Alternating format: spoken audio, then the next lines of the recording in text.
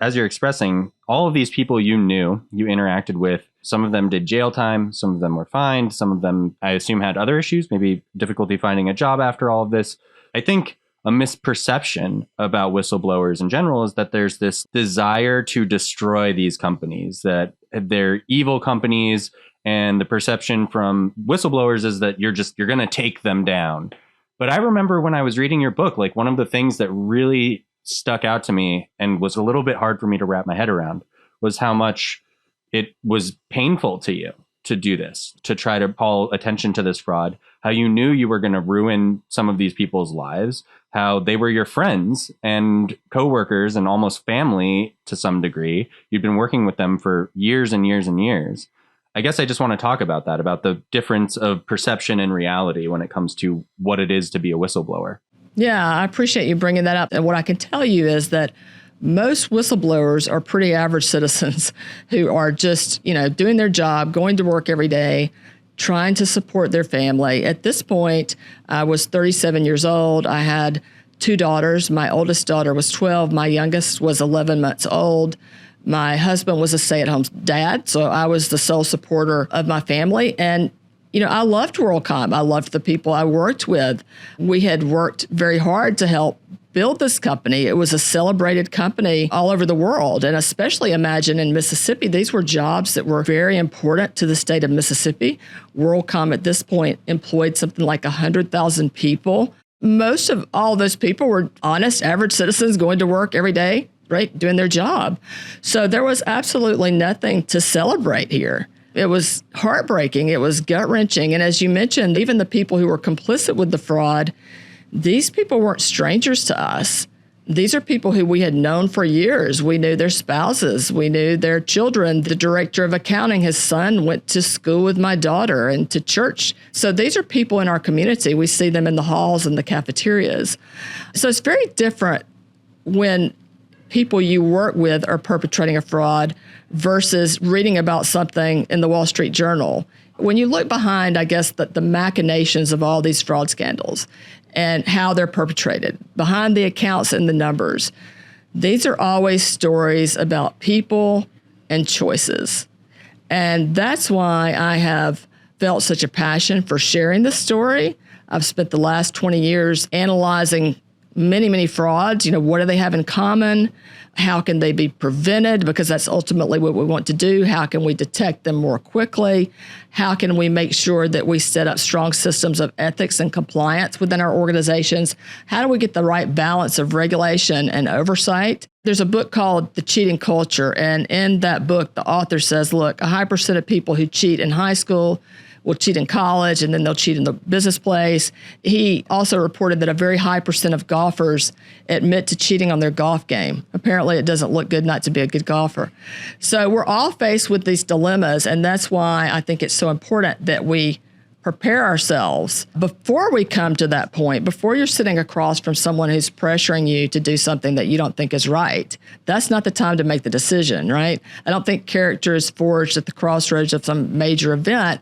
I very much believe our character is built decision by decision, and the foundation of our character is laid brick by brick.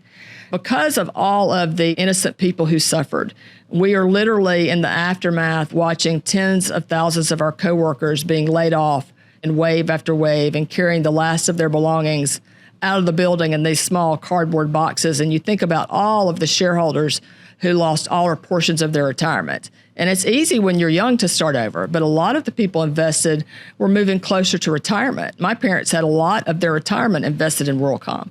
Even there are, suicides in a lot of these cases that involve fraud.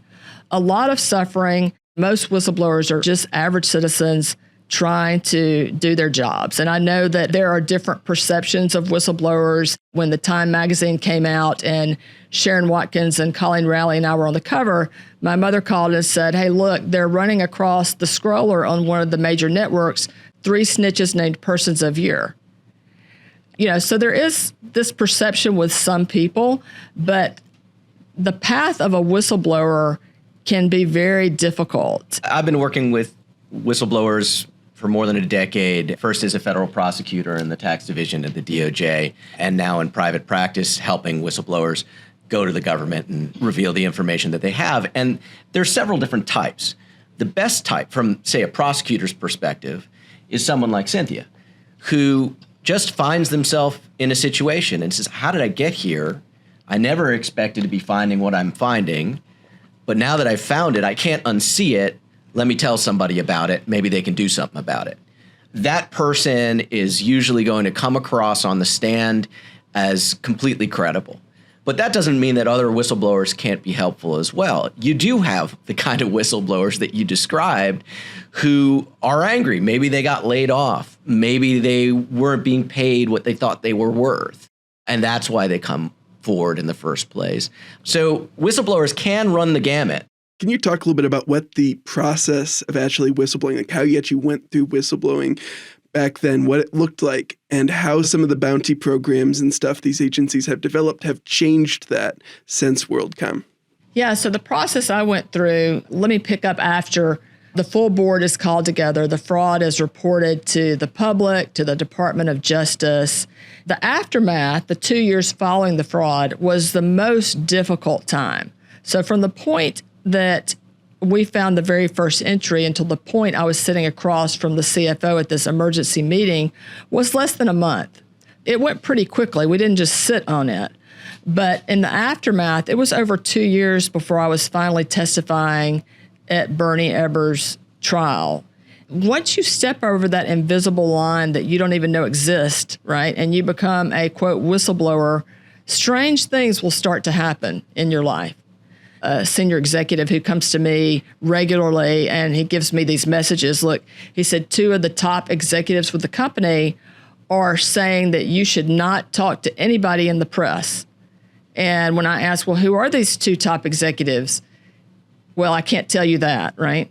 And then he shows up another day and says, I need you to take your entire staff, all of your team, and I want you to move them from where you are over to this other building beside me because I've been told that I need to keep an eye on you guys. And so I wasn't going to do that. So all these strange things start to happen. My mother calls me one day and she says, hey, look, I opened the door. There was this reporter at the door from the Wall Street Journal. They're telling me they're going to run this front page article and they can't find a photo of you anywhere. So they've gone to the high school and gotten your old high school yearbook picture, which they're going to run on the front page if I don't give them an updated photo. You know, what do you want me to do? So that was back in the 80s, right? You probably wouldn't want your old 80s picture on the front page of the Wall Street Journal. And we're not used to working with the FBI and press. And we're just average citizens trying to, go about our lives. And so this is all very foreign to us. I get a call saying I'm going to be subpoenaed to testify live before Congress. The company's general counsel has been very hostile and pushy with me at times since the fraud was reported, and he calls me and says, you have to be in New York first thing in the morning, and if you're not there to meet with the Southern District of New York, he said, the U.S. Marshals are going to come and pick you up. So I start asking questions. Is this an informal interview? And he said, yes. And I said, well, do you have a subpoena? He said he did. And so I said, well, can you read the subpoena to me?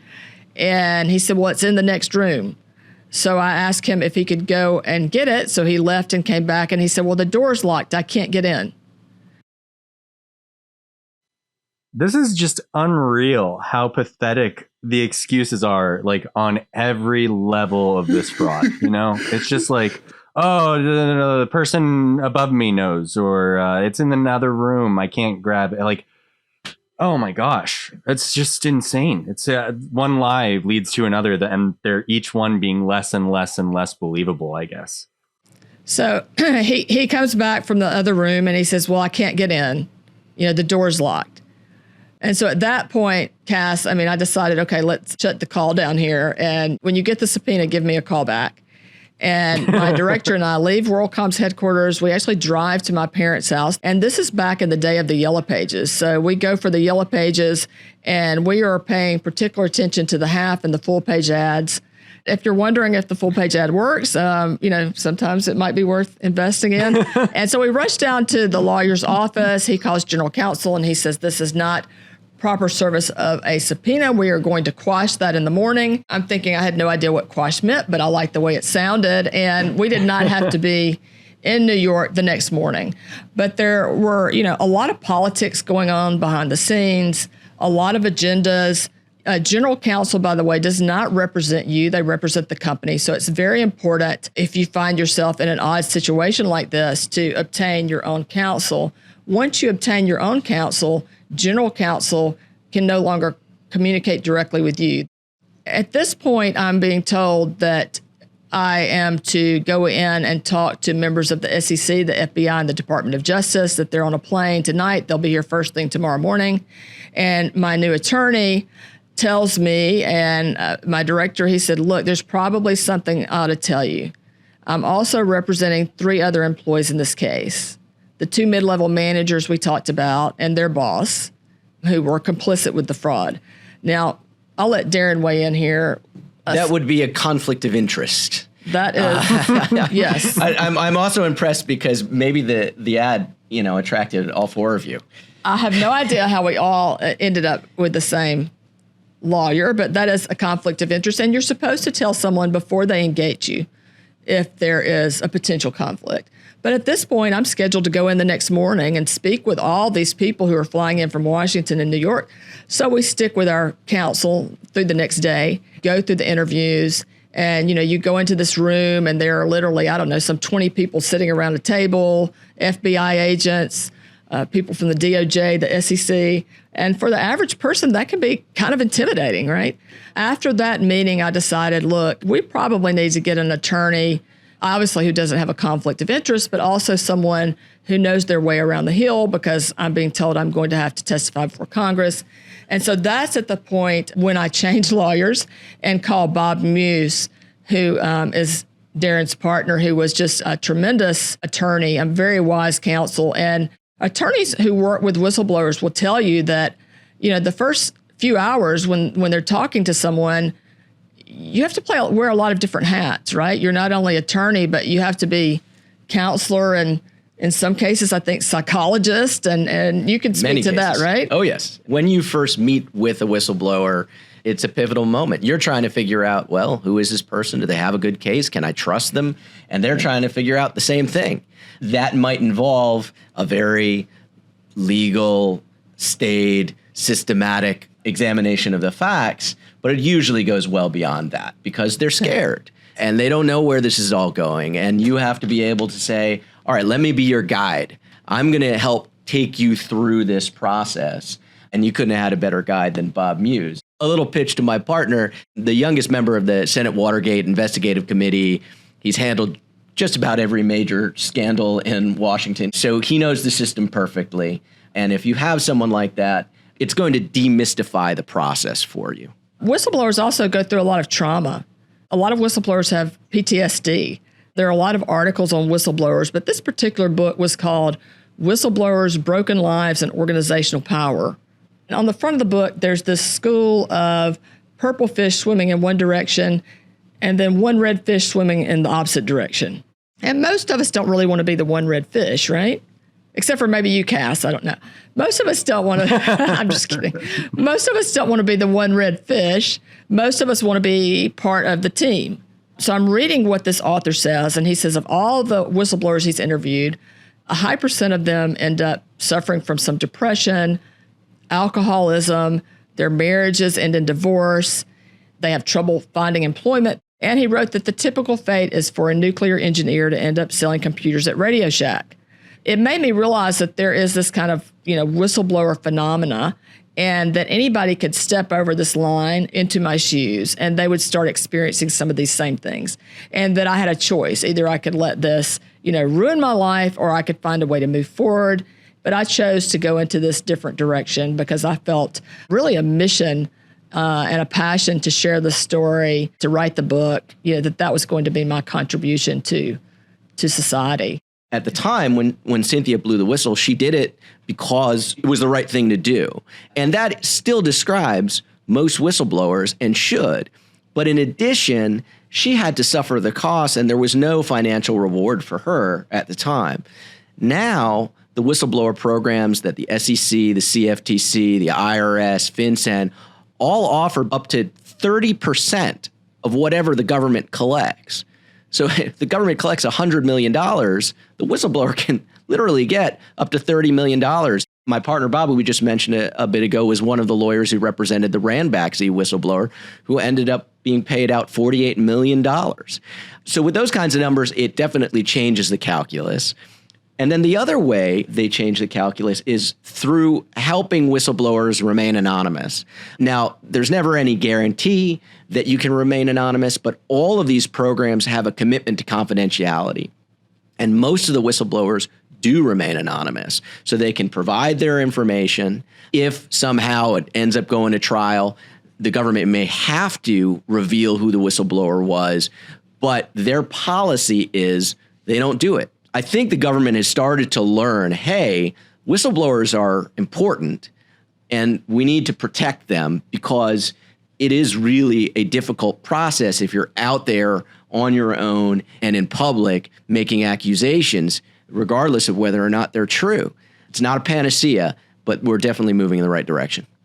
A lot of people are willing to, stand up, step up to the plate and raise their hand because it's the right thing to do. But what this does is incentivize even more people to stand up, because they know that they are going to be able to have anonymity, that they will have an attorney supporting them, and that if they lose their job, they will have some means of supporting themselves financially.